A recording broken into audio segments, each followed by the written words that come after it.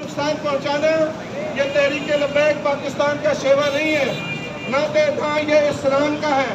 تحریک لبیک جو ہے وہ اسلام کو فالو کر رہی ہے۔ غیر مسلموں کے گھروں کو، ان کی عبادت گاہوں کو جلانا، املاک کا توڑ پھوڑ کرنا، یہ نہ اسلام کا منشور ہے نہ تحریک لبیک پاکستان کا منشور ہے۔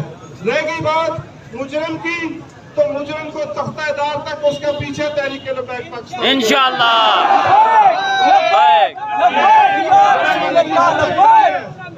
اور یہ صرف اس واقعے کی حد تک نہیں ہے، آپ سب لوگ گواہ ہیں، تحریک لبیک کا ماضی اس بات کا گواہ ہے کہ اس مشن کی خاطر ہم نے جانیں دی، ہم نے ہمارے شہداء کے جنازے اٹھائے، ہم نے جیلوں بھگتی، ہم نے فورس شیڈول بھگتے، ہماری گھروں کی عزتوں کو پامال کیا گیا۔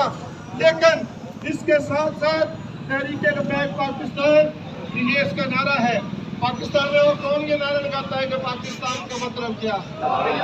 یہ نعرہ کوئی لگاتا ہے؟ نہیں۔ تو جس پاکستان کا مطلب لا الہ الا اللہ ہے، تو اس پاکستان کے نہ ہم پتے کو توڑیں گے نہ ہم اس کی ڈالی کو توڑیں گے انشاءاللہ۔ ہاں، جو بندہ مجرم ہے اس کو سرے عام پھانسی کا مطالبہ یہ ہمارا مطالبہ ہے۔ انشاءاللہ۔ اس کو قرار واقعی سزا دلوانے کا مطالبہ یہ ہم سب کا مطالبہ ہے۔ یہ مطالبات ہم ان کے سامنے رکھیں گے اور ڈنکے کی چوٹ پر انشاءاللہ منوائیں گے انشاءاللہ۔ جو شر پسند لوگ ہیں، میں اعلان نہیں کہہ رہا ہوں ایک ذمہ دار کی حیثیت سے، ان کا تحریک لبیک پاکستان سے کوئی تعلق نہیں، وہ صرف تحریک لبیک پاکستان کو بدنام کروانا چاہتے ہیں۔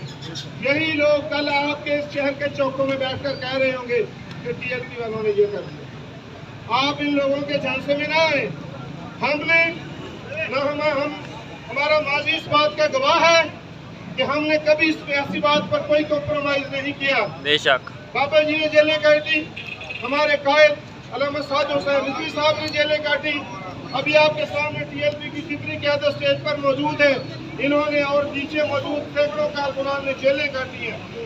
تو یہ اس مشن سے ہم پیچھے ہٹنے والے نہیں، اپنے مطالبہ سے پیچھے ہٹنے والے نہیں، اور اسی طرح ہم پاکستان کا نقصان کرنے والے نہیں۔ بس اس بات کو ذہن میں رکھنا ہے۔